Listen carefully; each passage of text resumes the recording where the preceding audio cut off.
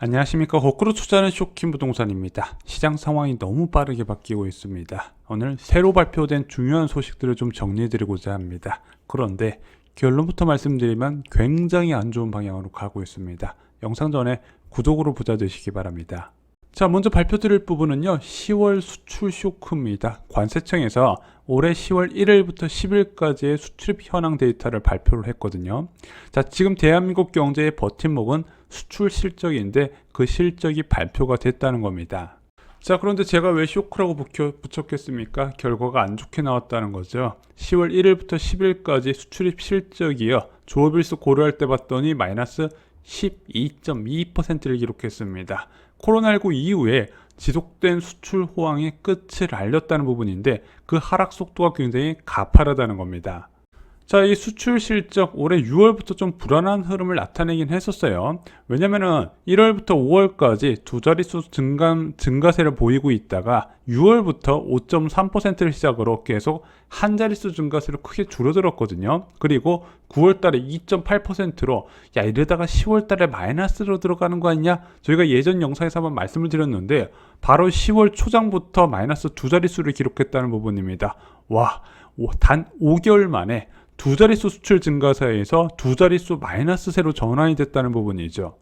자, 어떤 품목이 수출이 줄었나 봤더니요, 한국의 주력 수출 품목 중에서 자동차와 선박을 제외하곤 대부분 큰 폭의 두 자릿수 감소세가 나타났습니다. 반도체가 20.6% 감소했고요, 석유 제품 21.3%, 철강 제품 무려 36.1%, 컴퓨터 주변기기 36.7%, 가전제품 29.9%라는 거죠.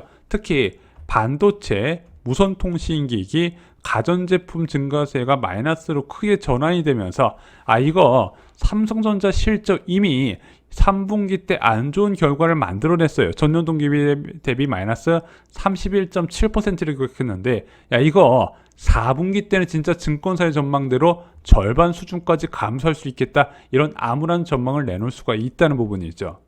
자, 그동안 한국 경제 성장을 이끌어왔던 수출 시장, 2021년 수출 규모가 무려 6,445억 달러 규모입니다.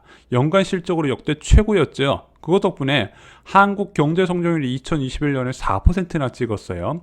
잠재 성장률 2배 가까운 수준의 성장세로 대한민국이 다른 국가 대비 빠른 긴축 금리 인상을 할 수 있었다는 겁니다. 하지만 이 수출 실적 둔화는요, 경기 침체 첫 신호다, 이렇게 보셔도 될 것 같아요. 자, 당연히 증시가 크게 영향을 받았습니다. 자산시장, 특히 주식은요, 두 가지 측면에서 보셔야 돼요. 첫 번째, 유동성 환경, 이 자산시장에 자금이 얼마나 유입될 환경이 되어 있냐, 쉽게 말씀드리면 위험자산에 대한 선호 현상이 얼마나 많으냐, 예금금리에 따라서 결정이 되는데 예금금리가 너무 빠르게 올라가다 보니까 증시로 자금 유입이 안 되고 있죠. 그런 와중에 내재 가치 자체가 하락할 가능성이 커지는 거예요. 기업 실적 악화가 우려되다 보니까 증시가 큰 충격을 받을 수밖에 없다는 겁니다. 자, 그래서 금리 인하에 대한 기대감 확실하게 커지기 전까지는 증시가 반등을 할 수 있을까, 이런 암울한 전망이 계속 나오는 거예요. 이미 경상수지까지 적자로 전환됐어요. 14년 만에 8월달 경상수지 적자가 나타난 겁니다. 4월달은 간간히 적자가 나타나긴 했는데 지금 나타나는 적자는 굉장히 위험한 신호다, 이렇게 보시는 분들이 많이 계시다는 거죠. 자, 이런 것을 종합해 볼 때 내년 1월부터는 경기 침체가 지표로 뚜렷하게 나타날 것으로 보여집니다. 성장률 둔화와 물가 둔화 모두 다 나타나게 되는데 이 두 가지가 한국은행이 통화정책을 결정할 때 참고하는 메인 지표라고 말씀드렸죠. 당연히 금리 인하를 해야 되는 거 아니냐, 이런 시장의 요구가 내년부터는 쏟아질 거라고 여러 차례 말씀을 드렸습니다. 문제는 이게 금리를 결정할 때 내부 요인만으로 결정할 때가 있고 외부 변수까지 같이 봐야 되는 경우가 있거든요. 근데 내년 통화정책은 내부 요인, 국내 성장률과 물가보다는요, 외부 요인, 연준의 통화정책에 의해서 결정될 가능성이 큽니다. 그래서 연준에서 금리를 낮춰야 대한민국도 따라 낮출 수 있지 않을까 생각이 들어요. 근데 지금 연준에서는 굉장히 장기간 고금리를 끌고 가면서 인플레이션에 아예 싹을 잘라버리겠다, 이런 식으로 얘기하다 보니까 대한민국 이 침체가 좀 오래 갈 수도 있겠다, 이런 전망이 나오는 겁니다. 자, 두 번째 소식은요. 달러 인덱스가 2002년 5월 이후에 최고치를 기록했다는 겁니다. 113.3을 기록했습니다. 20년 만에 가장 높은 수준이죠. 원달러 환율 1,436원을 찍었습니다. 달러 강세가 나타난 이유, 연준 인사들의 매파적인 발언이 계속 쏟아지고 있기 때문이죠. 연준 부의장 최근에 통화 정책은 한동안 제약적인 수준까지 올려야 되는 부분, 그리고 인플레이션 둔화가 시간보다 생각이 오래 걸릴 거기 때문에 이 금리 수준을 유지할 뜻을 밝혔고요. 다른 시카고 연은 총재 역시도 내년 금리가 4.5%를 웃돌 것이라고 얘기를 했습니다. 그리고 한동안 제약적인 수준을 유지해야 된다는 같은 의견을 이야기했다는 거죠. 이게 어떤 뜻이냐면은 경기 둔화에도 장기간 고금리가 지속될 것을 의미를 하는 거예요. 그래서 국채금리의 지속적인 상승과 달러 강세를 부르고 있다는 부분이죠. 자, 근데 이 달러 문제가요, 지금 국내 유동성 부족 상황을 계속 부르고 있다, 이렇게 보셔야 될 것 같아요. 왜냐면 지금 대한민국 작년 기준으로 대외 채무가 6천억 달러가 넘었거든요. 이게 사상 최대치였어요. 그래서 2001년에 대외 채무 분석 자료를 보면 장기 외채가 4,622억 달러, 단기 외채가 1,662억 달러네. 그런데 얘가 외채가 만기가 되는데 원달러 환율이 크게 치솟아 버리면서 상환해야 될 부담이 많아져 버렸죠. 그래서 외채가 많은 상태에서 환율이 불안해지게 되면 국내 유동성 부족을 부른다고 저희가 여러 차례 말씀을 드렸습니다. 그래서 최근 보시면은요, 국내 가계의 자금 수요는 크게 줄었어요. 지금 가계대출 증가세 올해 1에서 2% 정도만 늘어날 것으로 보여지고 있습니다. 19년 만에 최저치예요. 가계대출은 대부분 부동산 시장과 밀접하게 연관이 되어 있는데, 시장이 하락 전망이 강하다 보니까 사람들이 대출 자체를 받을 일이 없어져 버린 거죠.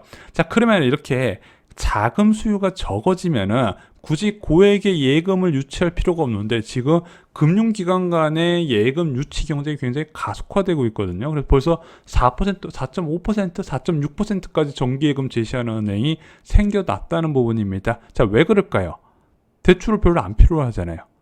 이게 여러 가지 문제가 복합적으로 작용된 거예요. 일단은 기업 대출이 크게 증가했다는 부분, 기업들의 자금 상황이 굉장히 안 좋아진 부분이고요. 은행 규제 정상화 과정에 있다 보니까 은행에서 현금을 쌓아둘 필요가 생겼다는 겁니다. 마지막으로 급격하게 긴축을 진행되는 과정에서 충격에 대비하는 자금 확보 필요성까지 같이 제기되다 보니까 시장 금리가 진짜 터무니없는 수준까지 올라가 버렸다는 거죠.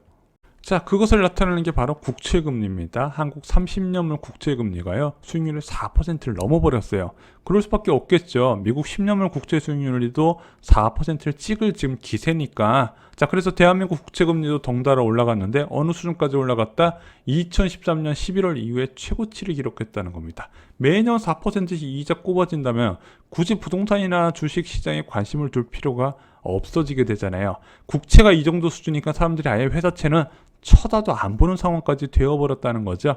지금 금융시장 상황이요, 부동산이나 주식시장에 돈이 흘러갈 틈을 아예 주고 있지 않다는 겁니다. 자, 세 번째 소식은요, 역전세랑 공포 확산입니다. 이게 유동성 부족 상황에서 항상 따라올 수밖에 없는 부분이에요. 왜냐하면 지금 세입자들의 전세자금 대출 의존도가 굉장히 높아졌기 때문입니다. 현재 은행권의 전세자금 대출만 151조 원 규모예요. 2019년 82조 원 대비 거의 2배 가까이 늘어났다는 부분이죠. 문제는 변동금리 비율이 93%나 된다는 겁니다. 특히 보증금 금액이 큰 서울은요, 대부분 변동금리가 적용돼요. 왜냐하면 고정금리를 적용하는 상품들은 대부분 정책 대출 상품이었기 때문에 이 정책 대출 상품은 보증금 제한이 있거든요. 그럼 비싼 전세 구하는 사람들은 대부분 변동금리로 적용받더라. 자, 이게 지금 유동성 부족 상황에서 심각한 문제를 일으키고 있다는 겁니다. 왜냐면은 이미 새로 받는 사람들이 안 받으면 되는데, 이미 받아버리는 사람들은 갱신금리를 적용받잖아요. 지금 갱신금리가 6%대다 7%대까지 얘기가 나오다 보니까 만기되는, 전세계약 만기될 때 세입자들이 월세를 선택하거나 아니면은 전세 가격이 낮은 지역으로 옮겨가고 있어요. 그러다 보니까 고가 지역 전세 중심으로 전세값 하락세가 계속 나타나네. 그 대표적인 지역이 서울이고 이미 임대차 입법 이전 수준까지 전세 가격이 하락한 적이 크게 늘어나네. 그러면은 집주인마다 달라지는 거예요. 왜냐면 전세 시세는 이중으로 형성돼 있잖아요. 아주 오래전부터 주택을 갖고 있고 전세를 놨던 사람들은 월세를 받아서 좋아하는데, 가장 최근에 투자하고 2년 전에 전세를 놨던 사람들, 자금 여유가 안 많은 사람들, 그 사람들이 강한 매도 압력으로 작용되는데, 이게 지금 서울에만 있냐? 수도권 전체에서 일어나고 있다는 부분입니다. 자, 그리고 내일 금통위가 예정돼 있어요. 10월 12일 날 금통위가 예정돼 있는데, 지금 시장 전망은 빅스텝이에요. 2.5%에서 3%로 올릴 것으로 보여집니다. 근데 가장 최근에 빅스텝이 언제 있었죠? 7월 달에 있었죠. 7월 중순 이후에 강남 용산마저도 하락 대열에 합류를 해버렸습니다. 한꺼번에 0.5% 기준금리가 변하는 거, 대출금리와 예금금리의 급등을 부르기 때문에 시장 변화가 불가피하다는 거예요. 그래서 저는 또다시 부동산 시장은 기준금리 3%에 맞는 가격을 설정할 건데, 그 과정이 많은 주택을 보유한 사람들 입장에서는 굉장히 고통스러울 수 있다는 부분이죠. 자, 이제 3개월만 더 참으시기 바랍니다. 와, 내가 원하는 집이 정말 많이 떨어졌는데 그래도 참아보시기 바랍니다. 아직 올해는 부동산에 관심 가질 시기가 아니라고 말씀드렸어요. 부동산은 주식과 다르게 미래의 금리 인상 가능성을 선반영하지 않는다 말씀드렸습니다. 굳이 앞으로 빅스텝이 2번에 했기 때문에 그에 맞는 가격을 지금 찾을 수가 없다는 거예요. 그러면은 금리를 다 올리고 정말 높은 수준이 됐을 때 내 집 마련하려고 알아보셔도 늦지 않다는 거죠. 근데 저는 개인적으로 내년 1월 금통위에서 사실상 기준금리는 고점에 가까운 수준이 되지 않을까 생각을 하고 있거든요. 게다가 내년 1월에 금리도 정말로 높은데 입주 물량까지 쏟아지네. 그러면은 집주인들이 못 버티고 팔 수밖에 없다는 부분입니다. 지금 전세가 1, 2억 떨어졌지만 그 시기에는 훨씬 더 많은 하락세를 기록할 수 있다는 부분이죠.